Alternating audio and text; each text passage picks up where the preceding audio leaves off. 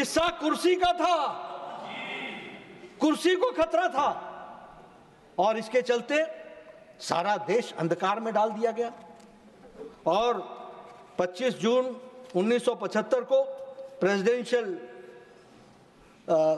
Ascent के द्वारा article 352 of the constitution में इंटरनल डिस्टर्बेंस बताते हुए फंडामेंटल राइट्स को 19 और 21 आर्टिकल को निलंबित कर दिया गया और उसमें लगभग 1 लाख से ज्यादा लोग मीसा और डीआईआर में बंदी हुए 22 महीने के लिए, 1 लाख से ज्यादा। और मुझे यह गौरव के साथ कहना होता है कि उस समय के जनसंघ और उस समय के आरएसएस के लोग, उसमें कम से कम 75,000 से ज्यादा हमारे लोग थे जो जिनको बंदी बनाया। प्रजातंत्र की रक्षा के लिए हम सब लोगों ने अपने आप को आत्मसात करते हुए, और मैं यहां यह भी बताना चाहता हूं कि जहां 1 लाख से ज्यादा लोगों को मीसा और डीआईआर में बंद किया गया। अब देखिए, ये जर्नी में बातें आती हैं तो ध्यान में रहती है। मनोज जी बैठे हैं, हमारी मीसा भारती जी पहले सदस्य रही हैं यहाँ की, आजकल लोकसभा की सदस्य हैं। आप लोगों को मालूम नहीं होगा उनका नाम मीसा क्यों पड़ा।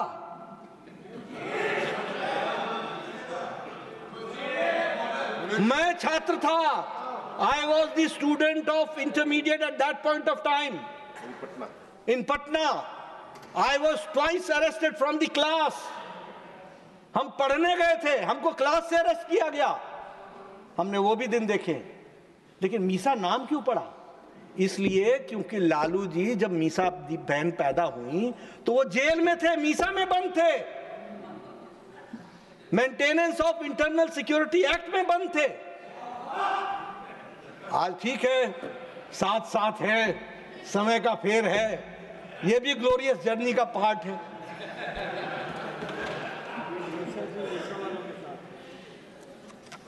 मैं यहां एक बात और कहना चाहता हूं। आजकल इस बात की भी बड़ी चर्चा होती है कि मीडिया का गला घोटा जा रहा है। कल गोदी मीडिया कह दिया गया, कल और कुछ कह दिया गया। अरे आपको मालूम नहीं है मीडिया का तपस्या? आप जरा 1975 के इंडियन एक्सप्रेस और स्टेट्समैन के आप एडिटोरियल्स निकाल करके देखिए, ब्लैंक है, ब्लैंक। और वो डट के खड़े रहे। आज हम भूल नहीं सकते स्वर्गीय रामनाथ गोयनका जी को, जिन्होंने इंदिरा गांधी जी को कहा था कि लोटा लेकर के आया था, लोटा लेकर के चला जाऊंगा, प्रजातंत्र की रक्षा के लिए अपना जीवन सर्वस्व कर दिया।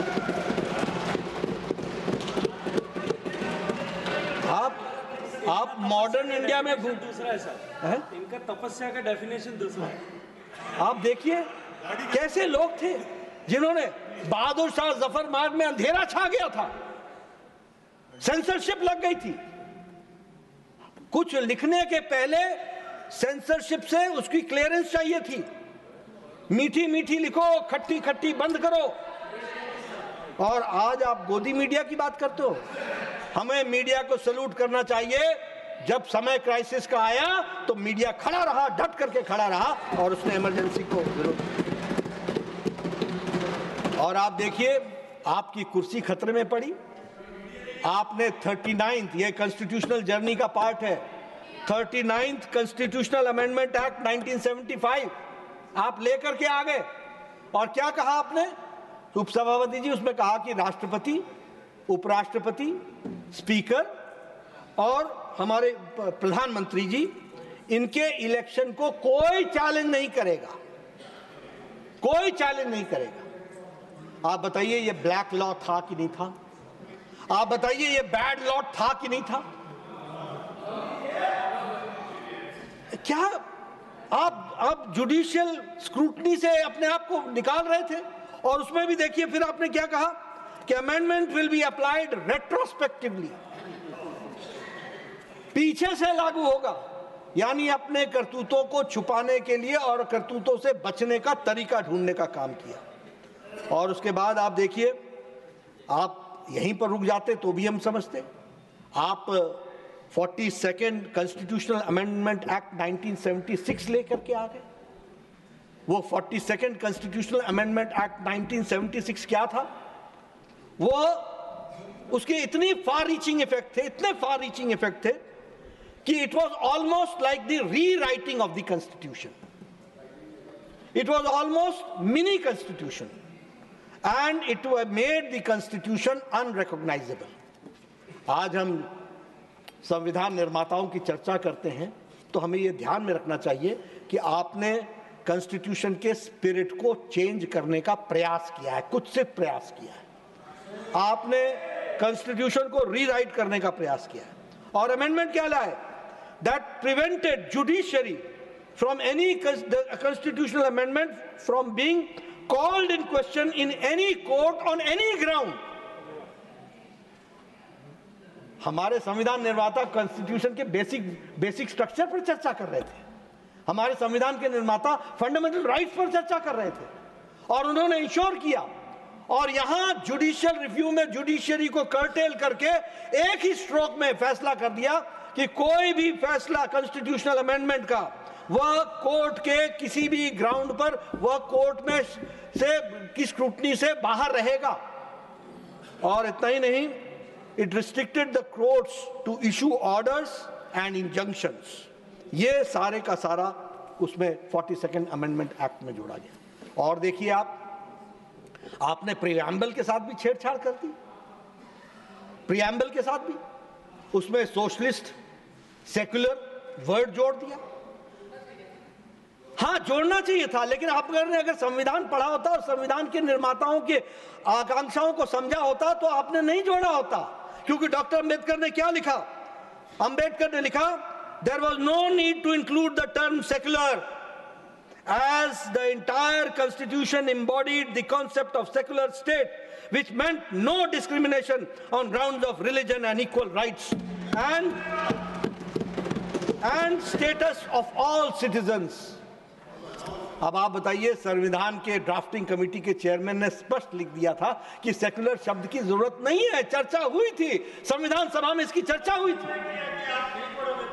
लेकिन आपने सोचा कि अब हम करते आए हैं कि हम वोट बैंक की पॉलिटिक्स करें, हम अपीजमेंट की पॉलिटिक्स करें, एक के साथ दो साधें और वोट बैंक की पॉलिटिक्स में माइनॉरिटीज को प्लीज करें.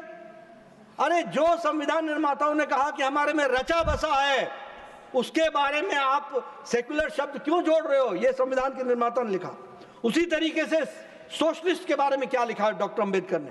On the inclusion of the term socialist, he said, it is against the very grain of democracy to decide the constitution that what kind of society the people of India should live in.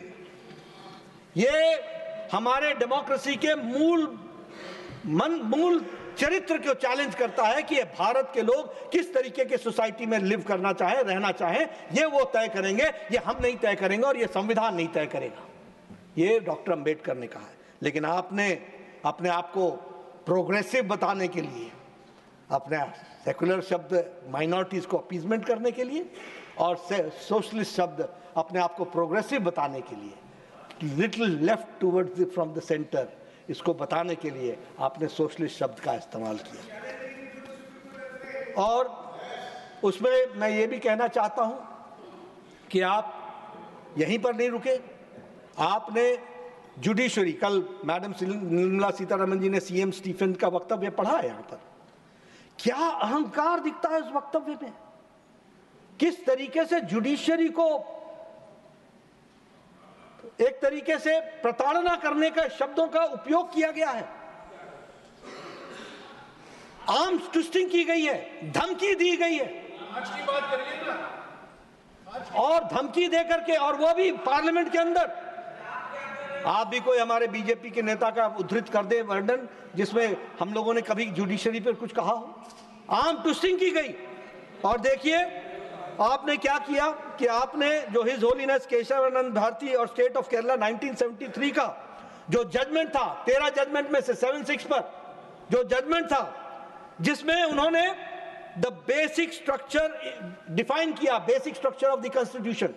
और basic structure of the constitution में उन्होंने कहा the supremacy of the constitution is the basic structure, the rule of law, the separation of powers and the independence of judiciary and the fundamental rights, ये basic structure हैं, इनके साथ छेड़छाड़ नहीं की जा सकती है। उन्होंने संविधान की रक्षा तो कर ली, जिन जजेस ने फैसला दिया उन्होंने संविधान की, सभापति जी, रक्षा कर ली, लेकिन इतिहास इस बात का गवाह है कि वो अपनी रक्षा नहीं कर पाए। और आपको मालूम होगा कि जब doctrine of basic structure, safeguard against the arbitrary amendments, particularly relevant during emergency, ऐसी बातों को ध्यान में जब रखा गया तो 3 सीनियर मोस्ट जजेस of supreme court, justice J.M. Shelar, justice K.S. Hegde और